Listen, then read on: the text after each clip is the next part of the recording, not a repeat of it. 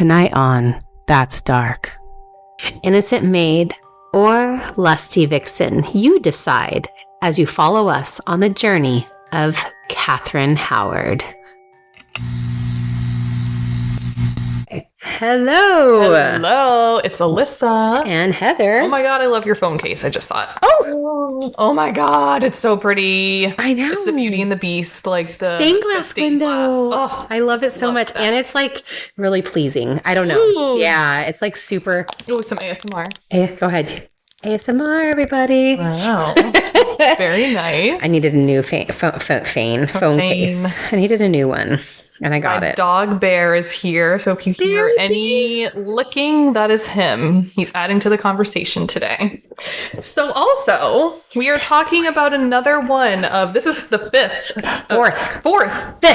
I said fourth and that. It's the fifth. Cut that out, please. It's the fifth. God damn it. One of King Henry's wives. Yes. And her name is Katherine. Katherine.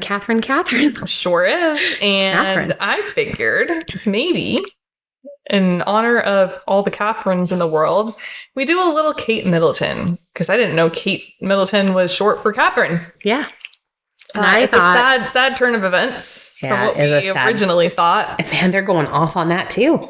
They're trying to say it's AI generated. What? Really? Yeah, I haven't been up to date on all the new information. The last I heard, I know that supposedly she is going through cancer treatment. She is. But I just know all of the conspiracies of, she's missing, and what is his name? Not Henry. William. I remembered it now. Yeah, William is pulling a King Henry on her, but it doesn't seem that that's what is happening. No. So, they have that video that came out of her and she's saying it's a sad time. And I kind of was like, okay, that's it now. But people are still going on saying it's AI generated, that, she's already dead, and that they're just trying to keep it going for some reason. I don't really know why or what's happening. I don't know. To me, and I'm listening to the people in England because they're coming on there and because everyone's like, that scene was too perfect. And I'm like, but they're like, this is exactly what Westminster looks like right now. It's beautiful here and all this kind of stuff. So I don't want to keep harping on if she and her family is having to go through this. If Prince William did cheat on her, which was said that he did, well then, forget him. Yeah. He doesn't deserve Kate. And I'm very sad that she has to go through this cancer treatment thing and go through all of this and deal with that. That's a lot. So, but at the same time, I just have to step in. And again, it could be that she just fell in, because they were high school sweethearts that she chose the royalty life. And that's just that's a different kind of life. I heard that people were saying she was kind of bred for royalty. Was she? I don't know a ton about it. I do know that they went to school together. Okay. And that they really, really liked each other. But I knew she was okay for the prince. So there's obviously something there, so, but there's still a lot of conspiracies going on, tons of them, but there always will be. I'm glad at least that a video came out of her, because I was like, is she okay? Is she all right? But at the same time, if I was going through all that, I'd be like, fuck all you guys. I know. I don't want to talk. Right. I'm going through a lot right now. Yeah, for sure. And it could be, there's tumors that just pop right up, and then or breast cancer. Yeah, that's she said it was stomach, but maybe they something was going on. She went in for pain because there definitely was an ambulance that was rushed. Yeah, and then they found more than what they were expecting, which is crazy, because then there's King Charles, who is also going through cancer treatment right now. It's just insane. Crazy time. Yeah. But speaking of that, we could, if you don't have anything else to add to Katherine. We'll pivot onto the other Katherine. We'll pivot on to a much earlier Katherine, Katherine Howard. And for the last episode, we covered Anne of Cleves, who I loved her story. Sad she died so early, but honestly, during that time, it is pretty common. Of course, I have to cough and clear myself every time. But so we're going to talk about Katherine Howard. Katherine Howard's story is going to be a little different. It's going to be a little bit like Anne of Boleyn, but not quite. So Catherine, everyone in history, they call her the one that actually committed adultery. Oh. So even though they said Anne Boleyn did, Anne Boleyn said I did not. Right. With Katherine Howard's history, they decided she definitely was a hussy. Okay. They're like, she was definitely did these things, you know. Mm-hmm. So again, here we go. So Katherine Howard thought to have born in Lambeth in around 1523. So interesting to me that like so many kings and men have exact dates, but women are just like, yeah, it's like I think around here. Maybe. Again, her exact date is not known. In fact, they don't even have a month to know. But they do have like a roundabout like how old she was when she was with King Henry. Okay. So Catherine was one of Lord Edmund Howard and Joyce Culpeper's 6 children. Culpeper. I love that. Her mother already had another 5 children by her first husband. So they have, well, let me just get into that. So her first husband, Ralph Lay, making Catherine her mother's 10th child. Wow. And though they were upper crust, you know, they're, I can never say that word. They're aristocracy. Aristocrats. Cats? Yeah, but that's the cats. Oh, that's the movie Aristocrats. Aristocrats, yes. Yeah. They were fairly poor. And that was due to the amount of children they had. So Catherine's father was one of 20 children. So that's her father. His parents, Thomas Howard, 2nd Duke of Norfolk. So they had a title in there. But again, it didn't mean you had money. And Elizabeth Tinley had 10 children together. But his mother had 3 children from a previous marriage to Sir Humphrey Bouchard. And after her death, his father went on to have 7 more children with her cousin Agnes Tinley. So he was like, he was busy. Keep bringing these kids to me. Catherine, though, Catherine has this really big family. Mm-hmm. She's got, 11 children, because they had 5 previously, 6, so 11 kids in her family. And so because they were considered to be upper crust, but they were poor. So Catherine really wasn't as sheltered as like Anne of Cleves would have been. Yeah. She was very much not being raised to be in the courts by any means. So Catherine, because of having so many children, was sent away for her education. And then also Catherine's mother, her own mother, died when she was very young. And so by the time she was 10 years old, her and several siblings went to live with her grandfather's 2nd wife. This is her grandfather, Agnes Howard, nee Tinley. So it was that 2nd lady he married. She was the Dowager Duchess of Norfolk. So she had a title.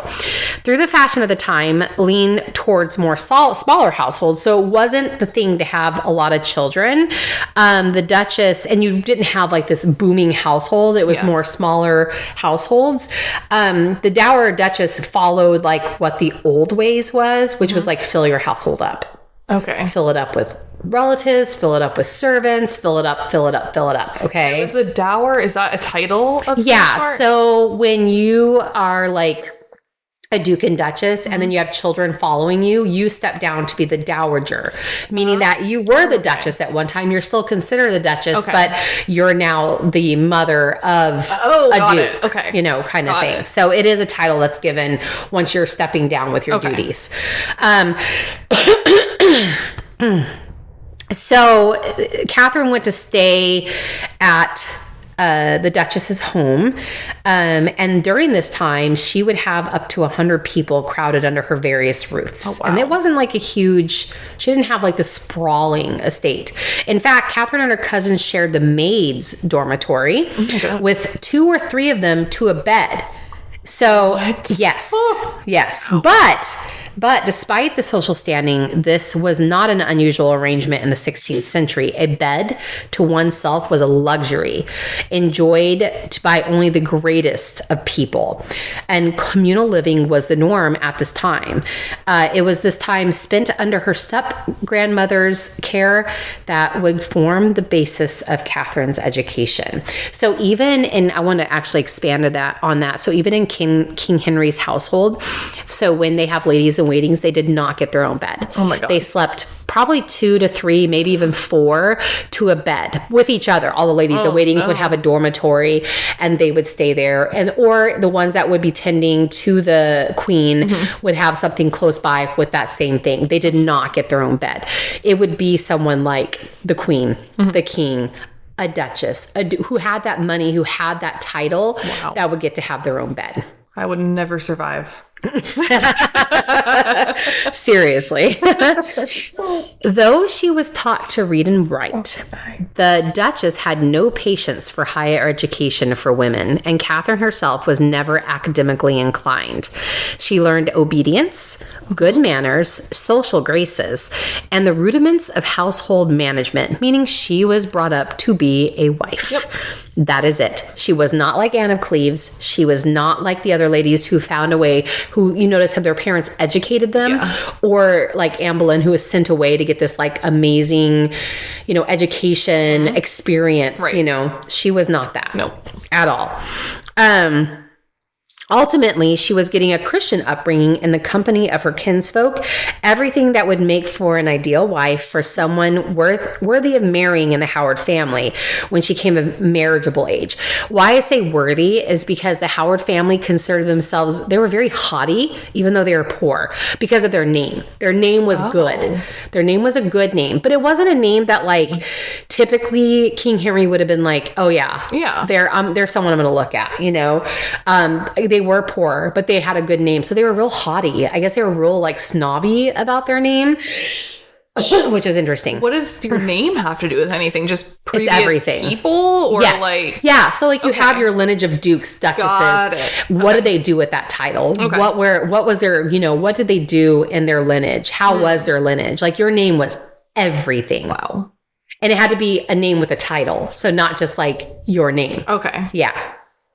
So here we go.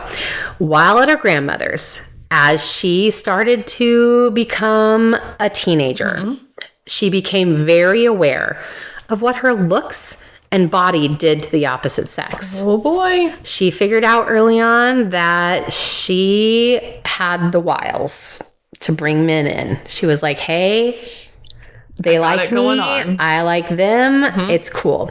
She set her sights first on Henry Mannix and was hired to teach all the young ladies household music. They became close, and Henry was overheard talking about secret parts of Catherine's body. So that's actually something that was documented. And that's all it said. Secret parts. Secret parts. That's what I'm going to call it now. I don't even know what. Secret parts. I don't know if it's her boobies or what else, but it was secret parts of Catherine's body. When confronted, they both denied that anything happened, but continued to meet in private and explored their feelings for each other. Catherine's grandmother did not care at all if the ladies in her household explored and experimented as long as they did not ruin any chance of marriage. So she did not care. Do your thing, ladies. Yep. And I'm going to say that it's interesting because you're going to find out later on that Catherine knew how to make sure she didn't get pregnant. I'm guessing that her grandmother had something to do with that because her grandma did not care. And back then, most of the time they're like, no. Right. Like, she didn't care. Go figure it out. Have fun, That's but cool. Soon, Catherine moved to Lambeth with the rest of the Dowager Duchess's household. The Duchess seldom went to court herself, but her townhouse was open to an exciting stream of visitors, of whom quickly set his eyes on Catherine. So Catherine was hanging out with Mannix. They were having some fun. I do think Mannix was hoping for marriage. He didn't get it. I think he was like, yeah, they're the Howards. That's because he was just a teacher. They were definitely dallying. Everything I read, like definitely, maybe they didn't go all the way. I'll give her that, but I still don't know as I read on. So, but now they're going near the court. And even though the Duchess doesn't go to court, she opens her household to have lots of visitors. And now Catherine's getting to see a lot of other people. So here comes Francis Derham. He was a distant connection of the Howard family and member of Thomas Howard, 3rd Duke of Norfolk's household. The Duke was Catherine's uncle, so that not the guy coming in, the guy that knew Derham or Francis. And became the second of his nieces to be dangled before the king. So this is the reason. So the Duke of Norfolk is why she will get dangled in front of the king. Derham was a handsome and dashing young man, a far more attractive prospect husband than a music teacher, because he actually was known in the courts. He had a title. He was definitely something more. So it was said that Katherine was writing Mannix and quickly just stopped. Oh, bye. She's like, on to the next one. Yeah. So he was quickly discarded. Mannix was. She said bye. She's like, I'm good. Bye-bye. So like many of the other girls in the Duchess's care who had sweethearts of their own, Katherine granted him access to the girls' dormitory, because the Duchess didn't care. So, and he would bring her wine and fruit and sweetmeats, which I don't ever want to eat, to make good cheer. Sweetmeats was actually like dates or like a candy that was like, but it's gross. I had one because I thought, we'll try it. I didn't like it. Maybe because I'm not a fruit person. I thought it was literally. It was not. I thought it was too, and it's not. Maybe back then, but I was looking it up back in the. And it's not. It's like it's like dates. Yeah, that's exactly what it is. It's like I don't mind dates, but like it's different. I don't want it by themselves. But he only brought them to make good cheer. Well, good on him. Both Katherine and Derham admitted during their lifetime that their relationship had been consummated. Oh. And outside of the bedchamber, they made no secret of their attachment to one another and often acted as though they were engaged. Oh. In fact, they would call each other husband and wife quite often. Okay. Derham was eager to make their marriage official, but Katherine was unwilling to settle. She said no. Katherine was not going to tie herself down to just anybody in marriage, since that was her one job as a lady. Like, she knew that was her one job in the Howard family, to secure herself. And I'm getting the idea of reading so many different things on Katherine. She knew that she could pull a man. Oh, yeah. So she was like, no, I went from a music teacher and now I'm up with this guy. Who else can I get? Exactly. Yeah. These guys want me. Yep.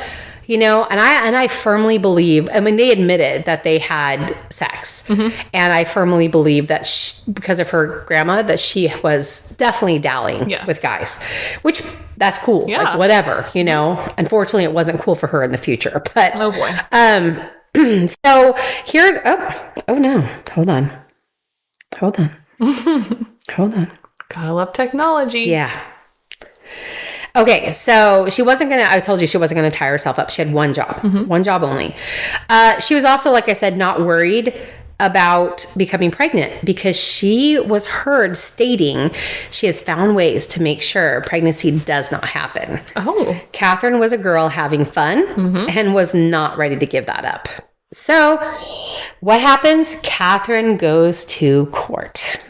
So, like the two of her predecessors, her ill-fated cousin Anne Boleyn, which was her cousin, Katherine Howard's cousin, and Henry's beloved third wife, Jane Seymour, Katherine caught Henry VIII's attention as a lady-in-waiting to the queen who preceded her, Anne of Cleves. And that's why I was saying that with Anne of Cleves, they firmly believe that Katherine, I don't think Anne of Cleves was giving it up to the king. Right. And she was obviously very put off by how he looked. And so it was definitely believed that Katherine caught his eye. And now we're going to go into that story. And that's also why Anne of Cleves, but I think Anne of Cleves got off in a great way. Oh, yeah.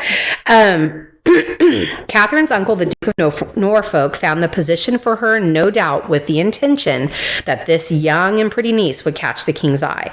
And their whole point was they didn't really necessarily go like, okay, I'm going to get her married to him. But it was also really good to become the king's mistress. That was a good thing. So crazy. I know, right? Like the king would keep the family in wealth. Yep. They would keep them up in the ranks of court. Like, you became higher as the family if you became the mistress. So I don't think they always had their eye to get her to be married to him. I think it was like, let's position her as a mistress, you know? So And boy, did Catherine certainly catch his attention. When she did, she left Dereham behind and headed to the English court, and she had a dazzling social life there. She would be in front of him. She definitely knew what clothes to wear, what dresses accentuated. She knew she had the king's eye. So King Henry was 49 when he met Catherine, and he knew he was getting older and was not happy, obviously, in his current marriage with Anne. Young and full of life, Catherine enchanted him. Nothing was too good for her, and her family was quick to encourage his affections and brushed Catherine's past relationship with Dereham under the carpet. She was only 17 years old at this time. My God. He was 49. Woo. So as we know, the king divorces Anne, quickly got his prize, Catherine, as his queen.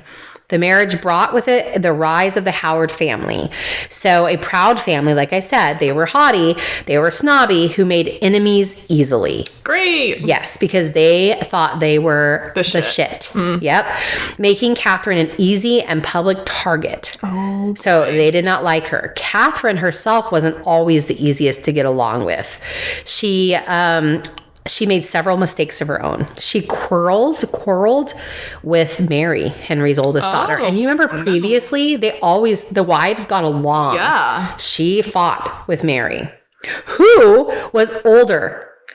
Mary was 7 years older than her stepmother, Catherine. I couldn't even imagine. Yeah. I couldn't. So what does Mary do? Mary hires people to know the history of Catherine of Howard. Hell yeah. She wants to know. She's like, who is this woman? I'm going to hire people in my... but then what does Queen Catherine do? She's like, I'm going to hire people that I know, that I dallied with, and put them on my team. Oh my God. Because Catherine thought she was so untouchable, she gave the position of private secretary and usher to her chamber to guess who? Francis Dereham. Oh no. Some say she could continue her affair, but most say so she could keep him the fuck quiet. Oh my God. Usher to her chamber means he's walking her to her room. Right. He's her basically companion. Yeah. Yeah. So, and secretary. Oh, this is not good. No. At this point, it was too late for Catherine to admit to the king that, hold on. Yeah, hold on. The position of, I'm sorry, I went ahead of myself. So basically it was to keep him quiet, and she thought if she kept him close, she could keep his mouth shut. But also, again, there's rumors that she wanted to continue that fun. She wanted that fling with him. Almost everyone, like Anne Boleyn, they were like, yeah, King Henry ain't it. Yeah. You know? Yep. And they're like, I want to have some fun too, you know? At this point, it was too late for Catherine to even admit to the king that she was not as chaste as she had believed her to be when they met, which meant that she and the rest of the Howards had to keep that past life so secret. So, like, Catherine, because she wasn't with King Henry. Right. She wasn't with any of them, but they knew that he would not choose her as a wife. Now, he could have chose her as a mistress, and honestly probably would have been better. Right. But they knew that when he said, I want her for my future queen, they knew that if they divulged, even though she didn't do anything wrong per se, that she would have not gotten that title. Yeah. So they wanted her to be queen so they could be like up there. Right. Again, snobby, right? Yep. Yeah.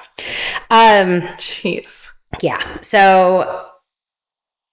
but also there's historians that suggest that he blackmailed her. Dereham did to give her that position. Okay. But Catherine acted like she's loving her new life and is content. And then Thomas Culpeper catches her eye. And he is the king. He is one of the favorites of the king. So he is in the king's service, and he's a favorite. And it was said that he was very lively and handsome and young and fun and all the good things. Ooh, and she likes him. Oh, yes. That's not good. Only married for a month. Oh, boy. Catherine starts to send Thomas's gifts. Oh. So that progresses to meeting him in private under the watchful eye, of course, of her lady-in-waiting, Jane Boleyn, who's also her cousin. most commonly known as Lady Rochford. When Catherine joined the king on his trip north in 1541, Culpeper was even smuggled up the back stairs to the queen's chamber. Yeah. She likes her men's. Oh, yes, she does. There isn't anything written that she and Thomas were unfaithful, but given Catherine's past, it is completely assumed that she was. I mean, why else are they sneaking him up? Right. Why else was she sending him gifts? He had nothing to do with any of her past. Yep. She just wanted him. That's my belief here. It's not like I know Catherine, but everything I read, she liked the boys. Yeah. She had a good time. So when they returned to Southampton Court, there was an archbishop that was around named Thomas Cranmer, and he went and broke the news to the king via letter that he believed the queen had been unfaithful. So there's this, again, Catherine thinking she's having a good time, thinking she's private.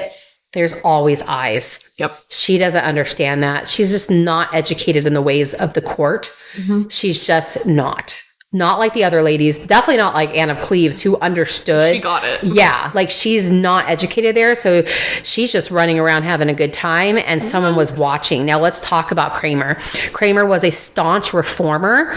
Unlike the Howards and the reformist faction weren't going to miss an opportunity to remove Catherine and therefore the entire Howard family from power. So Catherine and her family were not reformist. Mm-hmm. They were believed in Catholics, but this guy is like, no, we want them out, you know?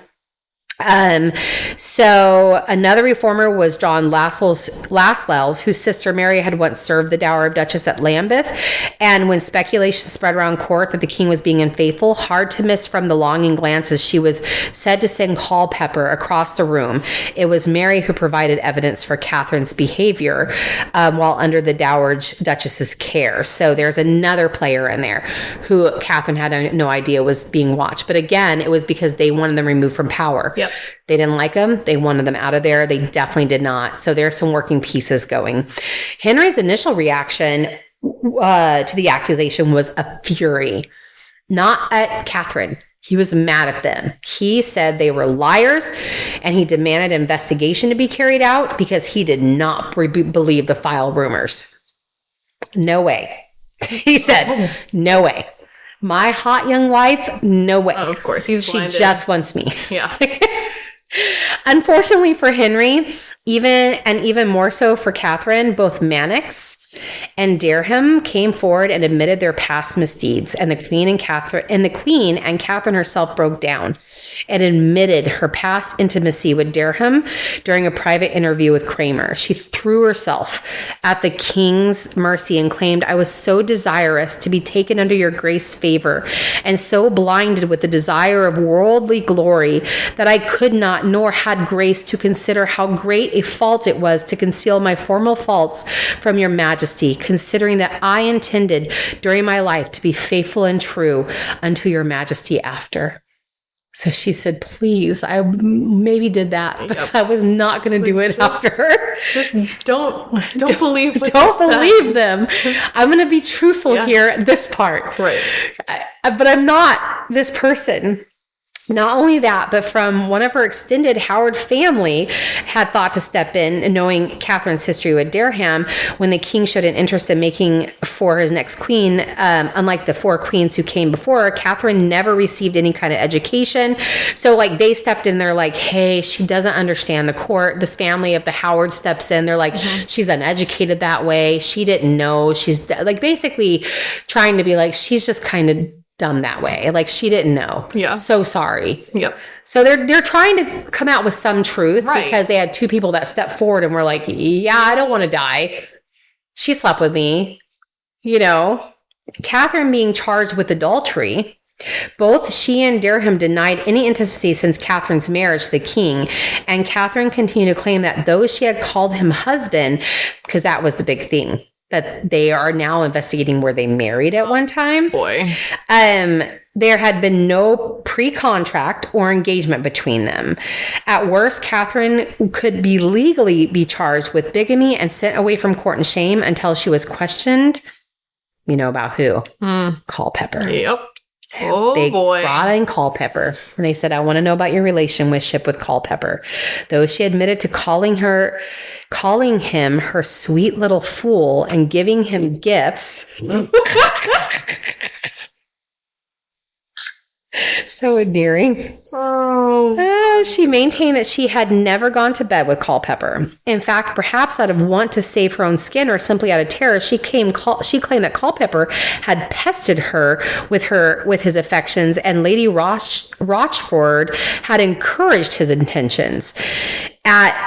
As is to be expected, Lady Rochford claimed she had helped Katherine and Culpeper meet in secret because Katherine had ordered her to, and that she thought the two of them had known one another carnally, considering all the things that she hath heard and seen between them. So Catherine's like, yeah, so this dude, I called him my sweet little fool. He's funny. She's like, that's all he is. They were doing it. And then the other lady's like, I was not doing it with him. You guys were. Don't pull me into this. Oh my God. So Derham and Culpeper, which I don't understand why Derham had to have this happen to him, but I'm guessing because it's King Henry, were faced with traitor's death, sentenced to be hanged, drawn and quartered. Do you know what that is? No, I don't. So you're hung. That's your first year. You die. Yeah. And then you are literally cut up. You're spread out, and then you're just quartered, like parts of your body. You don't get to go whole. And typically they put it on the London Bridge, like the head. Oh my things like God. that to show that they died. Yeah. Good God. Yeah. So, because it was public humiliation for the family. Oh. Their heads are put out there. Got it. That these people were traitors. Wow. Yeah. Damn. So that was done at Tyburn on 10th of December, 1541. Given the king's previous affection for him, Culpeper's sentence was reduced to just a beheading, while Derham suffered one of the worst deaths imaginable. So to me, that read, when I was reading, is that they didn't hang him first, that he literally was just drawn, which means that you latch onto these horses, one on each leg, one on each arm, different horses, and they send them off their previous ways, and it rips them apart. Yeah. Yeah. Yeah. I hate it. Yeah. Yep, here we go. I knew that was in there. And afterwards, both their heads were displayed on the London Bridge. Oh my God. Jesus. Yeah. So Katherine and Lady Rochford were beheaded on the 13th of February in 1542. So she was absolutely found guilty. Wait, Lady Rochford, that's Anne Boleyn. That's the thing. No, yeah. That was one of... Is that to Anne Boleyn? That was her cousin. Right. But it was also Howard's cousin. Yes. And here she is, because she watched them do it and didn't tell the king she's now going to be beheaded. Oof. As well. Damn. So during her time in the Tower of London, so this is Anne, though she was never this is Lady Rochford. Though she was never tortured, Lady Rochford had suffered a mental breakdown that initially meant she could not be tried in her role in the Queen's supposed affair. The king quickly implemented a law that allowed for the execution of the insane should they be charged with high treason. Gosh. He's like, oh, you're done. Like, he's such a baby. I'm like, settle down. He really is. He's so worried about, I look horrible in the public. I'm going to show them all. Like, it's like ridiculous. So she was physically weak, she had to be assisted to the scaffold. So she was super physically weak, but they assisted her. Mm-hmm. She was killed. Catherine executed first, and she died with dignity. So here's the interesting thing. In the 16th century, dying was important. However, terrified Catherine must have been.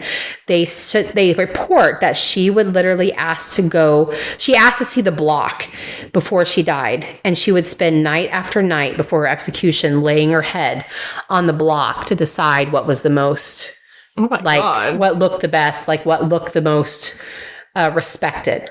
Wow. So she spent night after night with the block that was going to be her death to figure out how she needed to go down. She asked the people watching to pray for her, and the executioner took off her head with one blow. Oh. Afterwards, she was buried in the Tower of London's church right near Anne Boleyn. Oh my God. Yeah. How morbid. But let's go ahead, and I took a little snippet out of one of the things I read because I thought it was interesting. So it's time to acknowledge that Catherine was a multitude of shades of gray, as all people are. So she had different facets to her. I think she was born in a family that thought they were prominent, knew had this really big thing about their own importance. Yes. She was brought up with that, and that really hurt her. She was brought up in a family that said, no, you're just going to marry, learn to do your girl things, but don't learn anything else. And she definitely wasn't brought up in the court. Yeah. So she had a lot of things pitted against her. She also found very quickly and very early on that men liked her. Oh, yeah. Liked her a lot. And she liked them, not faulting her for that, but it kind of formed who she was as she was going on. Almost in a way, kind of felt like a pick-me girl in a way. You know, she really set her sights on one and she was like, yeah, that's it. Right. You know, also I felt that because of what she called Culpepper, my sweet little fool. Yeah. You know, so neither innocent maid nor a lusty whore. Mm-hmm. Like, I don't think she was, and I agree, I don't think she was either of those things. No. She was a woman who was aware of her own sexuality and how to use it. Years before a woman in charge of her own sexual pleasure was deemed acceptable by society. So she had this awakened very early in life. She was a woman who lacked a proper education and upbringing befitting her station, who was then expected to act like the four queens who came before her. She was a young girl, she's only 17, who made mistakes and yet met her grisly end with grace and courage, paying the ultimate price for a crime that there is no definitive proof that she ever committed. Even if there was, she was really put into a position that there was only one way that was going to go out. She was, like they said in this, I thought that, it gives me goosebumps every time I read it. She still went out with grace, but she was not brought up to be a queen. And yet her family put her in there so they could have their power. Yep. And I'm sure, I'm going to say it, I'm sure they didn't care. Besides their name that she was killed. Yeah, they didn't care. But I think that she went with a dower of duchess who was very open about sexuality, let her ladies dally all over the place. And it just started this road that brought her to being this infectious, enchanting, fun, you know, and King Henry liked young. Oh, yeah, he did. And so he was like, hey, I got this German lady who does not want anything to do with me. In fact, she pushed me away. And now what I'm saying is she won't let me sleep with her, which I believe that's true. Oh, absolutely. He's like, she's not even let me consummate with her. Mm-hmm. And so he sees this enchanting girl and he's like, that one. I want her. And being who she was, so young, so uneducated, I'm sure she didn't even understand. No, I was going to say she didn't even know what she was in for. No idea what she was in for. In her mind, she was like, I will keep him. Yeah. You know, but not understanding all the players that were there that always wanted to remove Absolutely. Who was in that throne. I want to remove her. Mm-hmm. She doesn't fit my purpose. I want this person to be here. Always those working on, no idea. So she had no plans, no way of protecting herself. And then she tried to go with the, yes, I did sleep with him, which I guarantee instantly the king's like, well, if you slept with him before, you done it on me too. So you're definitely an adulteress. And he also doesn't like his women. Like if he's going to marry, he wants them chaste. He wants them. Absolutely. Virgins. Yep.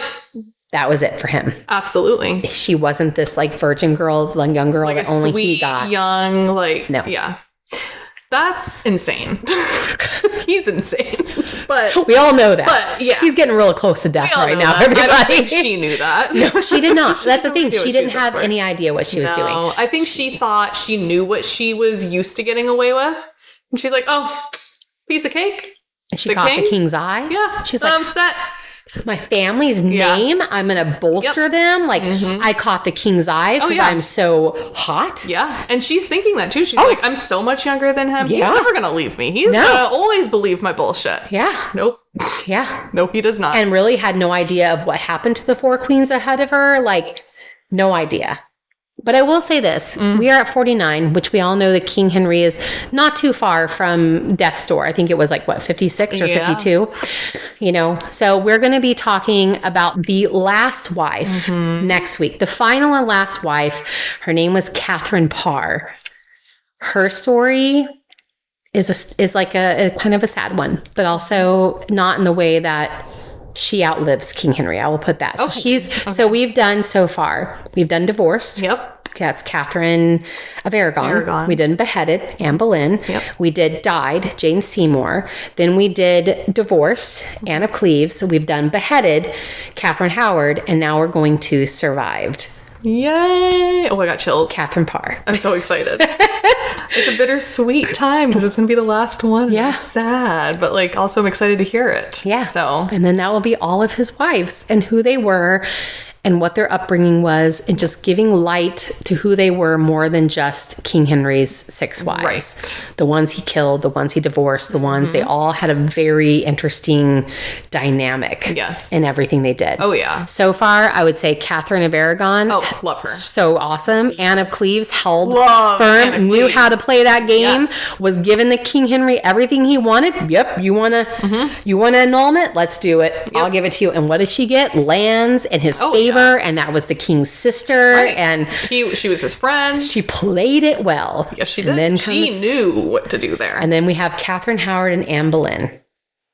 The two that did not, you notice that both of them were very fiery. Oh, yeah. Very fighty, very people didn't really like them. Right. That way. Like, well, they came across probably more arrogant. Yes. In a way. Like they think they're better. They think they're hot. They got it all together. Yeah. People don't like that. And I sometimes wonder, because the fact that Anne Boleyn was tried for adultery too and treason, if like he had like King Henry was, I wonder if he like looked at the two and was like, oh, I'm doing it again. This is the same. Saw, like, this is the same similarity. person. So she definitely did. I got to get rid of her. Yep. You know, like, because he changed so much for Anne Boleyn. Right. Like he broke with the church. Right. And then made himself the head of the the head of the Church of England. Like, that was so crazy. And all this stuff came back to him, and he was so angry, Anne. I'm sorry, I don't mean to recount, but like he was so angry, Anne, that I wonder if he looked at Howard. Absolutely. And he was like, oh, I'm not doing it again. No. Oh my God, that's probably so true. Yeah. Yeah. Oh my God, the drama. I know. The drama, it's crazy. Guys. It's so much more dramatic than today's history. Yeah, like, oh absolutely. my God. Absolutely. Putting heads on a front. Oh, they do. I knew that. Yep, absolutely. If for treason, especially to show them this is what's going to happen to you, do not. But honestly, like during that time, you don't know what you're going to do that could commit treason. It was at the king's whim. So if he could find some type he could definitely find evidence. The king is always going to find evidence, so you can go on a quote unquote trial. Oh my God. But if he decides he wants you gone, you're going to be gone. Yeah. Yeah. Your fate is sealed. Yes. But I will say with Catherine Parr, she's a sad story in the fact that I will put it this way, she almost got to have the love of her life, and then it was snatched from her. So. Oh. Also, I just want to say... We always, like, I feel like we listen to crimes that happen today, like in today's history, and we're kind of like, wow, people are like, are we getting more and more like fucked up? But no. Oh, no. Look back at the shit. Look back in Greece. Oh my God. Want to go back to those times? That was unhinged. I tell that all the time. I'm always like, you got to go back in history. Like, yeah, it's so much worse. You know what I'm going to do? I haven't covered Mary, Queen of Scots, the Queen of Scots, Mary, Queen of Scots. Yeah. I need to cover her. Yes. Because there is something so crazy about her king dragging someone out of her chamber into the middle of a bunch of people having dinner and just killing him right there. So you talk about crazy, her story's crazy too. Boy. And she's very much related to the Tudor court. She is cousin to Elizabeth, who's going to take the throne. And this will be farther on. We can continue we're going to go do some kind of more soon, like some recent stuff, kind of, you know. We're going to cover, I know we said in my last episode that we would be doing Madeline Soto next time, but we're going to keep on with the King Henry's wives. And then once the last one is done, I'm going to do Madeline Soto, and then we're going to do some today. Yeah. Kind of stuff. We'll be doing some different ones, but I definitely will bring back Mary Queen of Scots, because her story is so crazy. And then her she was supposed to be, they were trying to get her into the English throne when Elizabeth was running. Oh. And that's King Henry's daughter, who took the throne, who never married. So that's another story I could go on because her story is insane. And that is Queen Elizabeth. That's Queen Elizabeth. Yeah. Crazy, dude. I know. What the hell? I know. It is crazy. But man, that lineage is crazy. Fuck. Yeah. I want to be royalty, but I don't want good. Thank you. No, I don't blame Meghan and is it Charles? No, Harry. Oh, Harry. Yeah. I don't blame them for being like, I'm good on this. Yeah, I'm good. I'm leaving the royalty, which I didn't even know was an option. I didn't know that was an option either. either. You could just be like, I'm leaving. I was so scared for them. I was like, too. I don't think you can do that. I mean, for all we know, it's just like, maybe that's not them that we see now. Kidding. I'm just throwing out conspiracies. We're doing it. It's all AI generated. No, I was kidding. Kidding. That's a kidding. That's a joke. That's a joke. I do believe it was the video of Kate. Yes. I believe that we just need to let her have her time to go through this. Any of us don't want to be in the public eye when we're going through something like that. So my whole thing is I send healing thoughts and best wishes her way and hope that everything works out for her. Absolutely. And that everything's okay. And I really hope that William is not cheating and not giving his wife this type of stuff in the midst of such a horrible, period, but in the midst of such a horrible especially time. right now. But anyway, that is Katherine Howard, everybody. Crazy shit. Lusty Wench. No. Lusty Wench. Oh, that's going to be the title. All right, everybody. Please remember to like, comment, and subscribe, and we will see you in the next one. Bye.